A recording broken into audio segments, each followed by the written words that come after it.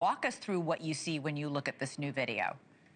Well, it confirms what we talked about just the other day, is that we know that when she stepped on the gas, the officer was in the line, in position where he could be hit by the car. It looks like the car does make contact with him, and that escalation rises to the same level where he can use deadly physical force, because the car can be considered to be used as a weapon at that point.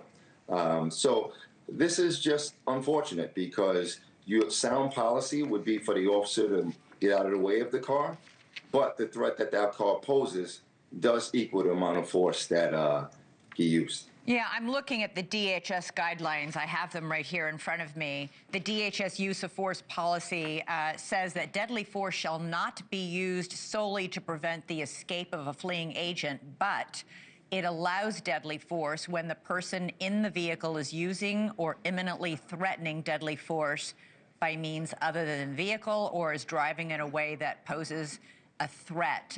Chief, what is that? I mean, it looks like, based on the DHS guidelines, that he was following DHS policy when he did this. Yeah, thank you for having me, Elizabeth. So that clearly, as you just indicated, that's their policy. But when you start investigating, and I know Tarik will agree with me, when you start investigating these critical incidents, it goes, policy is a huge piece of that, but they're also going to look at training, and also the investigation is going to be critically important. The cell phone video that we have of the ICE agent involved is a critical piece of the overall evidence that's going to be collected and gathered. But the other officers, the other ICE agents, if they had body-worn cameras or other video, that's going to be important. Talking to the witnesses at the scene, getting what their observation were. Was there any intel or information leading up to the time that they approached Ms. Good at that intersection? So it's a very important piece of evidence, Elizabeth, but it is still just a piece. I would say that particularly 72 hours into the investigation, I'd be cautious for everyone to draw conclusions just based on this. But it's an important piece. But certainly more of this investigation has to be done. And people, quite frankly, Elizabeth, have to believe that it's going to be a thorough and fair investigation. Well, that is a problem, because we have local officials saying they're being cut out of the investigation and saying that the investigation can't be fair. We have federal officials saying this officer did nothing wrong, case closed, in essence. Chief, isn't that a problem when it comes to public trust? I mean, for everybody, you know, by the way, for everybody, because if this agent really did nothing wrong, he deserves an exoneration as well by whatever this investigation might provide.